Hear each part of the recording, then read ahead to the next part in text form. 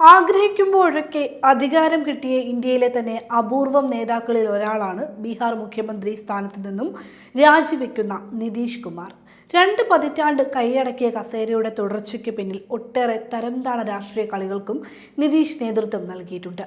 ബീഹാറിൽ 10 തവണ നിതീഷ് മുഖ്യമന്ത്രിയായപ്പോൾ അതൊരു ചരിത്രമാണെങ്കിലും നൈതികത അല്പവുമില്ലാത്തയാളെന്ന ദുഷ്പേര് അദ്ദേഹത്തെ വിടാതെ പിന്തുടരുന്നുണ്ട്. രാഷ്ട്രീയത്തിൽ മറുകണ്ഠം ചാടിയവരെല്ലാം പലപ്പോഴും വെള്ളത്തിൽ വീഴാറുണ്ടെങ്കിലും നിതീഷ് അതിൽ നിന്നും വ്യത്യസ്തമായി കരപറ്റിയെന്ന് മാത്രമല്ല, കരയുടെ നിയന്ത്രണം കൂടി ഏറ്റെടുത്തിരുന്നു. അങ്ങനെ മുന്നണിയേക്കാൾ മുഖ്യമന്ത്രി കസേര എന്ന നിലപാട് മനസ്സിൽ പേറുന്ന നിതീഷിനെ ദേശീയ രാഷ്ട്രീയത്തിലേക്കാണ് ചുവടുറപ്പിക്കാൻ ഒരുങ്ങുന്നത്. JDUവിനെ വിഴുങ്ങുവാനുള്ള BJPയുടെ തന്ത്രമാണ് നിതീഷ് കുമാറിന്റെ മാറ്റത്തിന് പിന്നിൽ. സ്ഥാനത്യാഗം ചെയ്യുന്ന നിതീഷിന് ആശ്വാസം എന്നോണം അദ്ദേഹത്തിന്റെ മകൻ BJP നേതൃത്വം നൽകുന്ന മന്ത്രിസഭയിൽ ഉപമുഖ്യമന്ത്രി സ്ഥാനം വാഗ്ദാനം ചെയ്തു കഴിഞ്ഞു. നിതീഷ് കുമാറിന് കേന്ദ്രമന്ത്രിസഭയിൽ ക്യാബിനറ്റ് റാങ്കോടെ മന്ത്രിസ്ഥാനം നൽകിയാലും അത്ഭുതപ്പെടാനില്ല. നിതീഷ് കുമാറിനെ ബീഹാർ മുഖ്യമന്ത്രി സ്ഥാനത്ത് നിന്നും നിഷ്കാസനം ചെയ്യാനുള്ള മോദി ഷാ കൂട്ടുകെട്ടിന്റെ ഇപ്പോഴത്തെ നീക്കം ഒരു രാഷ്ട്രീയ ബുൾഡോസർ പ്രയോഗമാണെന്ന് ചരിത്രം നിസ്സംശയം വിലയിരുത്തും. നിതീഷിനെ തൽസ്ഥാനത്ത് നിന്നും നീക്കുന്നതിന്റെ പിന്നിൽ താൽക്കാലിക രാഷ്ട്രീയ നേട്ടങ്ങൾക്കപ്പുറം ജനങ്ങളെ മതത്തിന്റെ അടിസ്ഥാനത്തിൽ ഭിന്നിപ്പിക്കാനും നിലവിലുള്ള സംസ്ഥാനങ്ങളെ വെട്ടിമുറിച്ച് തങ്ങളുടെ സമ്പൂർണ്ണ നിയന്ത്രണത്തിൽ കൊണ്ടുവരാനുമുള്ള കുൽസിത ഭൗമ രാഷ്ട്രീയ ലക്ഷ്യവും ഉൾപ്പെട്ടിരിക്കുന്നുവെന്ന് വേണം വിലയിരുത്താൻ.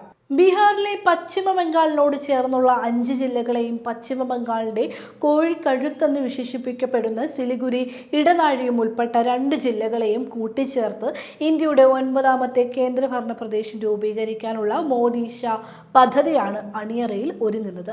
അതിന് വഴിയൊരുക്കുകയാണ് നിതീഷിനെ മുഖ്യമന്ത്രി സ്ഥാനത്ത് നിന്നും നീക്കിയുള്ള ഭരണമാറ്റത്തിലൂടെ ലക്ഷ്യം വയ്ക്കുന്നത്. രാജ്യത്ത് മുസ്ലിം ജനസംഖ്യ ഭൂരിപക്ഷ ഹിന്ദു ജനതയ്ക്ക് ഭീഷണിയായി വളർന്നുകൊണ്ടിരിക്കുന്നുവെന്ന അടിസ്ഥാനരഹിത ഹിന്ദുത്വവാദ ആഖ്യാനത്തെ സാധൂകരിക്കലാണ് ഈ നടപടിയിലൂടെ പ്രതിഫലിക്കുന്നത്. മുസ്ലിം വിരുദ്ധതയാണ് BJP പ്രതിനിധീകരിക്കുന്ന വടക്ക് കിഴക്കൻ ഇന്ത്യയിലെ ഹിന്ദുത്വ രാഷ്ട്രീയത്തിന്റെ മുഖമുദ്ര. ബംഗാളിൽ BJP ശക്തമായി ചെറുക്കുന്ന മുഖ്യമന്ത്രി മമതാ ബാനർജിയുടെ രാഷ്ട്രീയ നിലനിൽപ്പിൽ നിർണായകമാണ് ബംഗാളി ഭാഷ സംസാരിക്കുന്ന മുസ്ലിം ജനവിഭാഗങ്ങൾ. ബീഹാറിൽ ഹിന്ദുത്വ രാഷ്ട്രീയത്തിന് പിടിമുറുക്കണമെങ്കിൽ മുസ്ലിം ജനതയെ ഒറ്റപ്പെടുത്തേണ്ടതുണ്ട്. 2016 മുതൽ അസമിൽ BJP രാഷ്ട്രീയത്തിന്റെ കേന്ദ്രസ്ഥാനത്താണ് മുസ്ലിം വിരുദ്ധത. ബംഗാളി ഭാഷ സംസാരിക്കുന്ന മുസ്ലിങ്ങൾ ഒന്നടങ്കം ബംഗ്ലാദേശിൽ നിന്നുള്ള അനധികൃത കുടിയേറ്റക്കാരാണെന്ന ആഖ്യാനത്തിലാണ് വടക്ക് കിഴക്കൻ മേഖലയിലെ BJP ഹിന്ദുത്വ രാഷ്ട്രീയം നങ്കൂരമുറപ്പിച്ചിരിക്കുന്നത്. സംസ്ഥാനങ്ങൾക്ക് ഗണ്യമായ രാഷ്ട്രീയ, സാമ്പത്തിക, ജനാധിപത്യ അവകാശങ്ങൾ ഉറപ്പു നൽകുന്ന ഫെഡറൽ ജനാധിപത്യ സംവിധാനത്തെ മറികടന്ന് മതന്യൂനപക്ഷങ്ങളുടെ ഭരണഘടനാപരമായ അവകാശങ്ങൾ നിഷേധിക്കുക ശ്രമകരമാണെന്ന് മോദി ഷാ കൂട്ടുകെട്ട് തിരിച്ചറിയുന്നു. അത്തരമൊരു സാഹചര്യത്തിൽ ഭരണഘടനയെയും അത് ഉറപ്പു നൽകുന്ന ഫെഡറൽ ജനാധിപത്യത്തെയും മറികടന്ന് ഒരു ഭൂപ്രദേശത്തെയാകെ കേന്ദ്രഭരണ നിയന്ത്രണത്തിൽ കൊണ്ടുവരികയാണ് നിർദ്ദിഷ്ട കേന്ദ്രഭരണ പ്രദേശമെന്ന BJPയുടെ ഭൗമരാഷ്ട്രീയ ലക്ഷ്യം. 1974 മുതൽ 1977 വരെ ജയപ്രകാശ് നാരായണന്റെ കൂടെ സോഷ്യലിസ്റ്റ് മൂവ്മെന്റിൽ പ്രവർത്തിച്ചാണ് നിതീഷ് പൊതുരംഗത്ത് തുടക്കം കുറിക്കുന്നത്. പിന്നീട് 1977 ജനതാ പാർട്ടിയിൽ അംഗമായി. അടിയന്തരാവസ്ഥയ്ക്ക് ശേഷം നടന്ന ബീഹാർ നിയമസഭാ തെരഞ്ഞെടുപ്പിലായിരുന്നു നിതീഷിന്റെ ആദ്യ മത്സരം. അന്ന് പക്ഷേ പരാജയപ്പെട്ടു. അതാണ് ഏക തോൽവിയും. 1990 ആദ്യമായി VP സിംഗ് മന്ത്രിസഭയിൽ കേന്ദ്രമന്ത്രിയായി. 90കളുടെ 2ാം പകുതിയിൽ കൃഷി, റെയിൽവേ, ഗതാഗതം തുടങ്ങി പ്രധാന വകുപ്പുകളിൽ കേന്ദ്രഭരണത്തിലുണ്ടായിരുന്നു.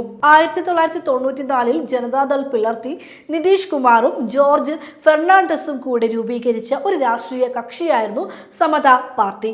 ഉത്തരേന്ത്യയിൽ പ്രത്യേകിച്ച് ബീഹാറിൽ നല്ല സ്വാധീനമുണ്ടായിരുന്നു ഈ പാർട്ടിക്ക്. സമതാ പാർട്ടി അങ്ങനെ 1996 ആദ്യമായി NDA പിന്തുണയിൽ നിതീഷ് കുമാർ ഭാഡ് മണ്ഡലത്തിൽ നിന്ന് ലോക്സഭയിലേക്ക് വിജയിച്ചു.